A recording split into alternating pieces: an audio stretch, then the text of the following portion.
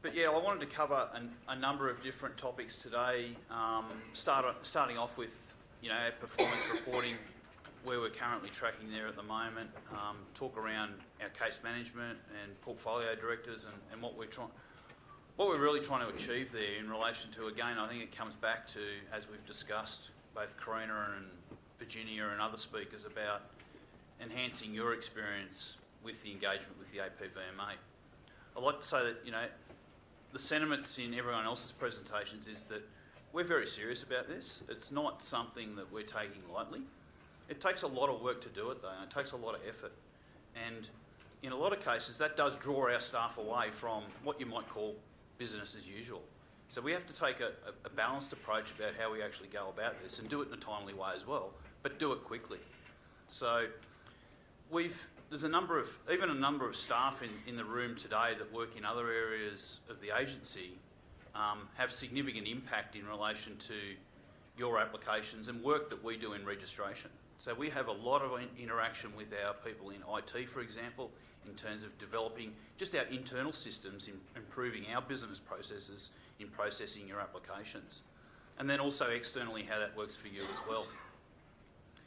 In terms of communication as well, there's a lot of engagement with people within my area, with people in Virginia's area, just on a day-to-day basis in terms of dealing with media responses, for example. So we have staff that can get pulled off onto other issues every day of the week. When I go through the statistics and performance, as Karina mentioned earlier today, we're proud of the achievement that we've got. We understand that we need to do a lot more, and we're seeking to do that. We are looking at building systems and processes in place, particularly in relation to case management, the workflow and portfolio management to improve that. So as I go through this presentation, I'll touch back on that again.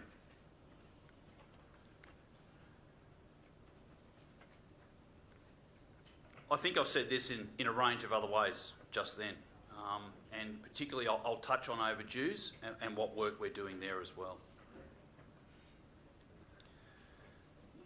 I particularly like this slide, even though it's quite busy.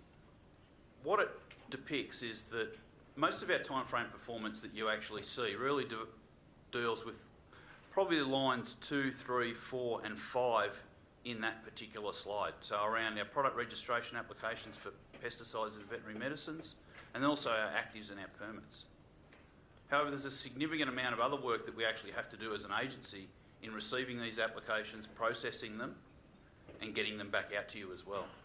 And they range anywhere from item 8Ls, 8Ms and 8Ps, so agent changes, holder changes, so nominated agents and authorised agents, anywhere through to the notifiable variations as well. So we've taken a lot of applications out of normal registration activities that would otherwise be in those lines 2 and 3 and put them into notifiable variations. But someone, as Sharon said, there were a number of other ones that we put in there. People still check that information when it comes in. It's not you just submit the application, we do a bit of magic internally and it all happens. We have to input that information into the database, people have to check it. There are mistakes that are made by applicants in that process and we have to go back to them as well. So this work is not without work, and that's what I'd like to really stress, the importance of that. So when we deal with a range of different applications, there is other information that you actually don't see in I call it the standard performance reporting that we put out. Import consents are another one where we get a lot of those applications as well, and they have to be handled and processed by people. So I guess that's the message in that particular slide. As you can see, we commenced close to 1,200 applications in the first quarter. That's basically on par, probably a little bit lower than last year. There was over 5,000 applications across those whole different application types that we receive.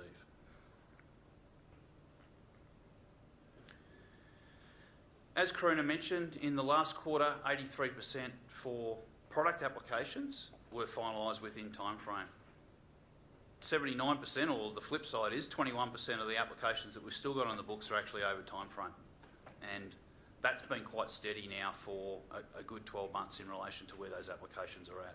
So we're not seeing that increase, but we are having a lot of thought and a lot of work is going into how do we actually reduce that particular overdue amount. What we have noticed is that it's not the same applications that are overdue. So we finalised overdue applications, but other applications have actually joined that cohort as well. As I mentioned in the previous slide, you can see there 1,508 applications are still on the books. Obviously, the majority of those applications are really back in that registration area. So I think the number's over 1,200. So 1,200 of those 1,500 applications are really in lines 2, 3, 4 and 5 in that slide. But it is an improvement of where we were for the average for 2015, 2016 in relation to that 66% within time frame.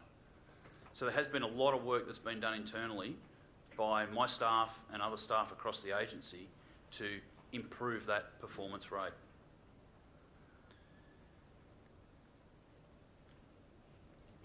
This is a slide that basically shows all those applications, so out of those, including the actives and the permits, but then just putting in the pesticide and the veterinary medicine lines there. So that's why the numbers sort of, in the far column you might think, oh, hang on a minute, that doesn't add up because they're both above and the other one's below.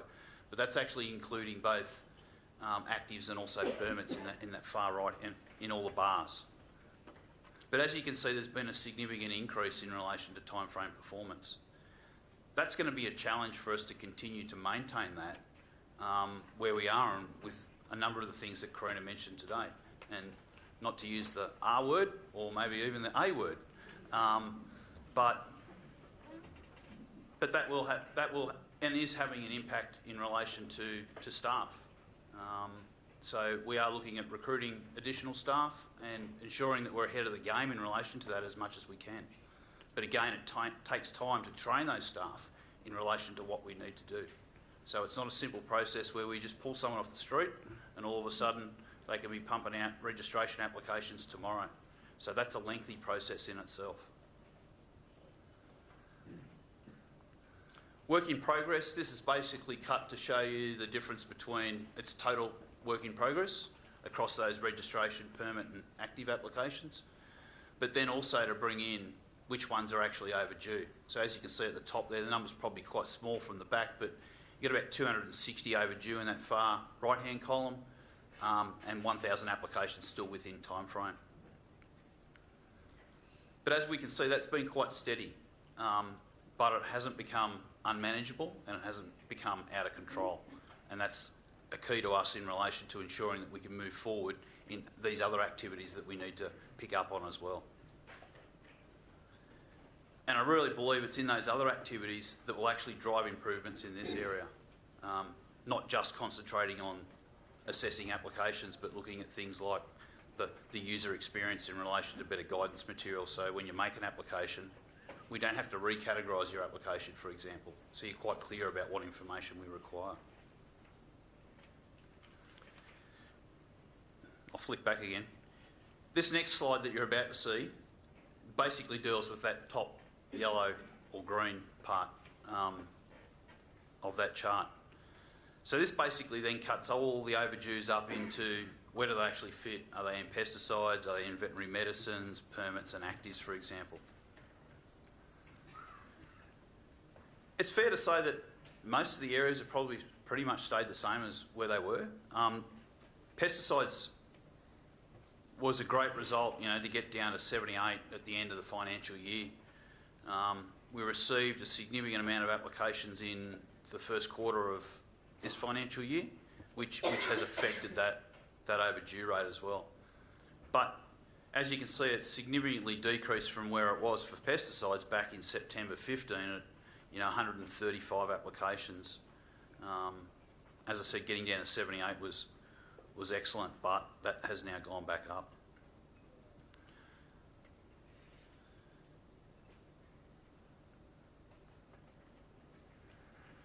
As I said, the things that we're looking at doing internally is, enhancing our recruitment of staff.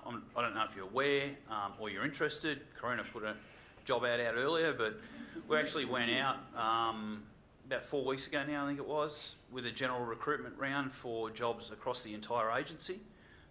So we'll be going through those, looking at picking people up who are suitable, for employment and engagement across the whole agency, not just in registration. But as I said, it's quite important to understand that across the agency, those people actually help us drive registration decisions as well, be they in IT, be they in communications, be they in legal, or other areas of corporate as well. It's quite important that, you know, the agency is quite stable across all areas, not just within registration. We've taken a stronger focus on the workflow and the portfolio management. That really started with the adoption and the implementation of our case managers in the Case Management and Administration Unit. And I was glad to see some feedback, and I've got it back before, that, you know, industry have really appreciated, particularly having a dedicated case manager. I think that was a smart move by the agency to go in that direction, and I'm glad that we've got feedback from yourselves that works for you. I know at times you probably have experiences where they can't give you all the answers, and we're working with that internally as well as to how do we, our own staff, help our case managers, help you and provide you with information and advice about the status of your applications. The next one about the workflow and the portfolio management as well was to then bring in key staff within the registration area who would actually manage the different areas of particularly the pesticides area, our biologicals team that we've set up, and also the veterinary medicines area. So we put on 3 additional portfolio directors that look after that and basically engage across both my program and also the scientific assessment area as to where things are up to. So where are chemistry up to, you know, what's happening with a health assessment team report, for example, engage with residues, follow on efficacy, and actually focus in an area where we can take our risk managers and delegates who make those decisions and let them focus on the scientific assessment, and other people actually look after the workflow and portfolio management. That's a work in progress. We're always dealing with, again, you know, 250, 260 overdue applications. That's been a focus for that particular area, to look at that and work out how can we clear those applications and get through them. As I mentioned, specialist staff are assigned to delegations. So if you think of the registration area, there's effectively 3 key functions. You know, you look after the portfolio, people do risk assessments and write up decision documents, and then people decide on those decision documents. I think for a long time what we've done relatively well has been the last 2. Great risk management decisions, great processing of those applications, and good delegate decisions. But we've often, I think, dropped the ball on the portfolio management, and that's an area where we're really trying to improve that engagement.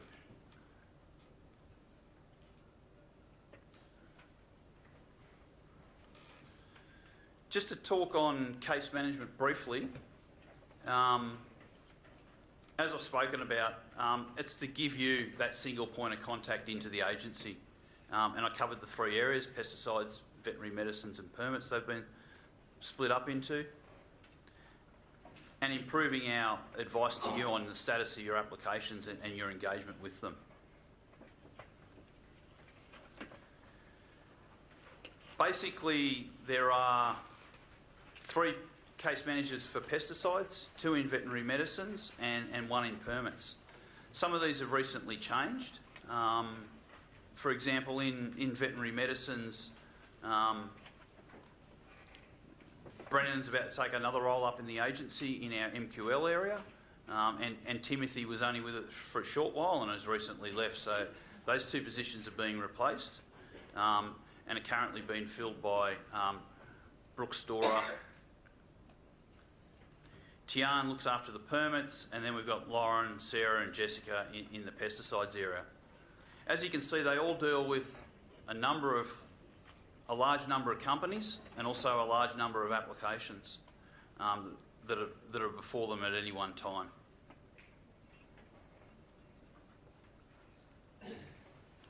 That just splits it a bit down further in terms of, you know, how many sort of people we're dealing with per case manager and how many applications they have on progress as well.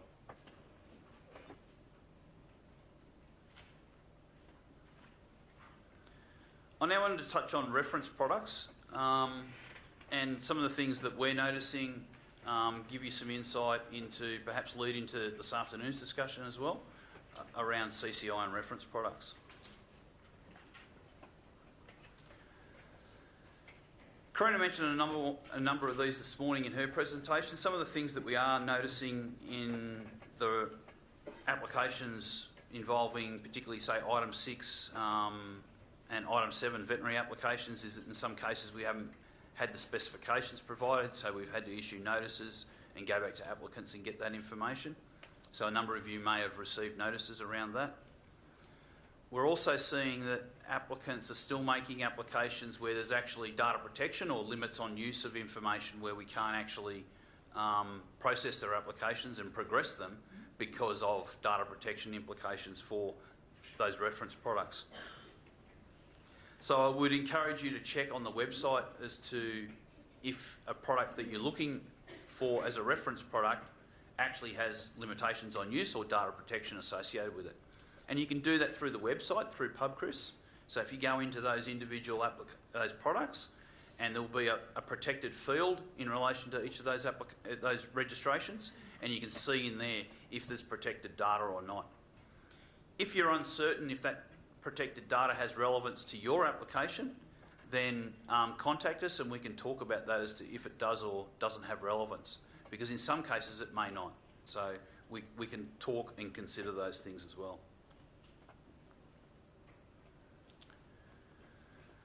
Other things to remember is that applications are not solely on the basis of, am I closely similar to the reference product or am I similar? So there are other assessments that we have to undertake as well. So they might be chemistry and they could be bioequivalence, efficacy, target safety assessments.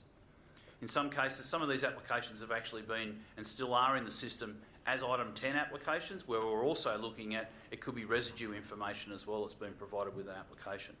So you might sometimes think about your own cases, but I can assure you that the amount of different types of scenarios for applications that can be submitted with a reference product goes anywhere from item 3 potentially through to item 14. So it's quite complicated in relation to the different types of things that we can get asked to consider in relation to reference products. We're currently looking at options for looking at previous applications that were either refused or withdrawn in relation to CCI. So we'll have a statement on that shortly about what that process will be. But at the current state of play is that if you want to relodge an application, you can relodge an application and make it as a fresh application, and we'll assess the application. I now just wanted to touch briefly on recategorisation notices. As Karina mentioned earlier today, one of the outcomes from the federal court decision was that the APVMA needed to provide that natural justice to someone before we actually recatted an application. So we're now providing applicants with an opportunity to comment on any proposed recategorisations of their applications. We actually issue a proposal to recategorise your application, and we give you 14 days to respond to that proposal to recategorise. What we do is we then, if you don't respond, then we will then proceed with a formal recategorisation process, as we normally do, as we have done up until now. So that may then require you to respond again with additional fees if there was additional fees required, and then you're provided again a standard 28-day process to do that. So nothing's changed in relation to the formal issue of a recategorisation notice, just the proposal to recat in terms of 14 days. I'm going to skip through that one and that one. I just touched briefly on pre-application assistance. I think since this has changed, I've had feedback that pre-application assistance that people have got has significantly improved. I've also got some feedback that people still didn't get maybe what they wanted. So I think we're still working through that process. But I think the vast majority has seen significant improvement in relation to getting pre-application assistance. We're also looking at using, particularly over the last 12 months, the pre-application assistance that we've done to help us with things around our top 20 as well. So were there any trends in the pre-application assistance advice that we got? I really think the area that we go into in relation to enhancing guidance material will effectively take you out of, when I get to it, the tier 1 PAAs. So I think if we have much better guidance material in the future, there should be no requirement for someone to come and ask the APVMA, you know, because tier 1 effectively deals with what item I might be, or when we go to fully modular, what are the modules and the levels of those that would apply to my application. With enhanced guidance material in the website, then you should be able to determine, okay, if I want to change my application method, or I want to change my expiry date, or my in-use shelf life, or I want to add a new use or a new crop or a new pest, for example, we will have we're looking at developing specific guidance around each of those things that Sharon had in one of those table slides before. There's actually there's significantly more to that we've been working on. And that will then tell you, you know, do I need a chemistry package, or do I need to worry about toxicology or environment, depending upon what those types of changes are, or those new products that you're seeking to register. Sorry I got off the track, but back to pre-application assistance. Tier 2 effectively deals with advice and pre-application assistance around specifically the types of data that you would be providing in an application. And it can go to things like numbers of trials that would be required as well. Tier 3 then really deals with assessment of a trial protocol. So I've always looked at Tier 1, Tier 2 and Tier 3 as almost like development scope. So I'm thinking about registering a product. Tier 1 might be, okay, tell me what modules am I in for and what sort of levels. I then go away and think about it. Then I work out, okay, I'm going to present some information, and this is the sort of information I'm thinking of presenting. That's more in Tier 2. Then it might be a fact, I'm going to go in and set down a trial. Well, that then comes into Tier 3. So all people don't have to use all those different tiers as they go through that process, but that's available to them. As you can see there, the number of applications that have been submitted over the last 6 months, in January to June 2016, 27 in Tier 1. As I said, hopefully we can get rid of the need for those through the process of better guidance material on the website. 61 in Tier 2 and 7 in Tier 3. My estimate was originally when we changed pre-application assistance, that would be probably along those lines. I thought probably about 75–80% would actually be Tier 2. So I think that is showing that it's providing good support and advice to applicants in relation to what they need to do for registration applications. Just a couple of things some of the things that we have noticed is that, you know, try and provide as much information as you can. Obviously, pre-application assistance isn't about submitting a data package and getting the data package reviewed. It's more about the concepts and the proposal that you're looking to put forward. But even simple things like make sure that we get proposed label directions and directions for use, because sometimes we don't. You know, it might just say, I want to register this product in wheat, can you tell me what I want to do? Or I want to extend it to wheat, can you tell me what I want to do? So unless we actually know, you know, are you a similar use pattern to what you've already got, or are you significantly different, then that really affects different areas and different modules that we might actually need to bring into those assessments. Look at our guidance documents that we do have on our website, and particularly seek and highlight those areas where you're really looking for clarification as well. So sometimes that's not clear in pre-application assistance applications that we receive.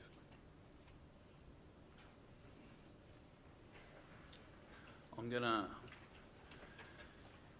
quickly talk about Timeshift applications. Basically, a Timeshift is anything that's it can only be a new active in a new product. It's got to be something that has an agreed project plan with the APVMA, so you need to come in and agree on that project plan. We do that through pre-application assistance. But it basically allows you to have a phased submission for a new active constituent in a new product. And we agree on those predetermined dates before the application originally arrives. So it could be a situation where you want to submit your residue data or your efficacy data further down the track after the original submission. So you've got all your tox, you've got all your environment information. You want to start the process, but you want to submit these other components later. That's what we can do in a Timeshift application. All the fees have to be paid up front as well for that. So you don't pay just for the tox and the environment and then pay for the efficacy and the residues later. The whole lot comes in up front. Just touch really briefly on primary and secondary applications. We've had a number of these. I consider they're working. Some of my staff in the audience will probably nod their heads and agree that primary and secondaries are working as well. But it's applications involving typically a suite of products where they contain the same active ingredient and where we only have to do one risk assessment in one area and we can actually transfer it over to the other secondary applications that we've actually got before us as well. So some examples are chemistry assessments, for example. So if it was just a range of different products for different areas, we might only do one chemistry assessment. The same can go for the efficacy and safety. It's generally in those two areas where we can actually don't have to do the additional assessments. So as I said, they must be of the same kind. They also have to be made at the same time. You've actually got to nominate them when you do the submission as well, because as you would appreciate, when you put applications through the portal, they all go in through the portal individually. So you need to indicate in the application form that this application is related to another application. And they also must have the same holder, manufacturer, and manufacturing site and active constituent.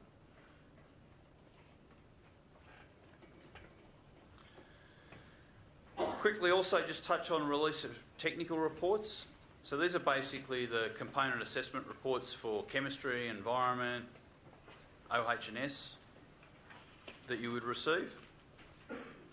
And that slide's got nothing on it. So that means we're not going to release them. And if you've got any problems, you have to see me over lunch. So we'll go to the next one. No, we won't. We'll come back. I can make do without notes. You should have more recently been getting technical reports that have been released to you through the assessment process. Now, what that will say is that it's not associated with a 159, so it's not a requirements notice when you get the report. It's just the completion of the technical report. And it's not associated with a proposal to refuse. So we release them as we clear them. That's the current process that we're going through. Now, what you can't do is you can't come back and say, oh, I got your negative report, but I want to give you some more data, because we can't receive that information volunteered. We would have to issue you with a 159 or a requirements notice to be able to do that. However, we're willing to engage with you through that process. So when you get these reports, there will be a statement as to who you can contact to talk about those particular reports as well. And they will be in our scientific assessment area, so they'll be in our chemistry area, in our health assessment team area, environment area. And if it's efficacy and safety, it will be our risk managers and our delegates in those areas as well. We're currently developing some further guidance material that will go out with those documents as well, and we hope to release that with reports in the coming future. So that's, I guess, what I wanted to say about release of technical reports, that you should see them more frequently now.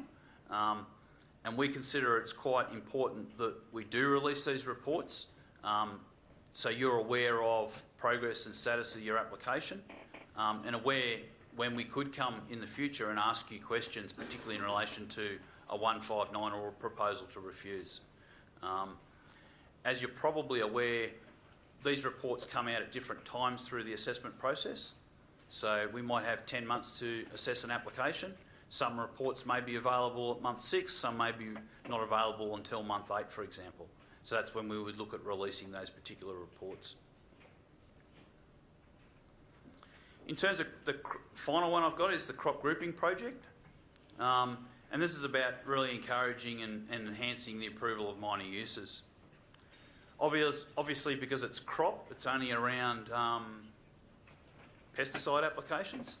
But basically, this is split into 2 phases. It's a project that's been funded by the department. We're hoping to complete it by the middle of 2017, so the 30th of June. Effectively, what we've done is we started off with over 1,000 different commodities and rationalised that list down to 474 different entries. So in the 474 different entries, there's still a capture of some of those 1,000 that we started with. So there'll be other, buckwheat's a good example. There's about 13 different buckwheats. I don't know how many of those buckwheats are actually grown in Australia, but there are probably 5 or 6 different buckwheats. So we've rationalised that down to buckwheat.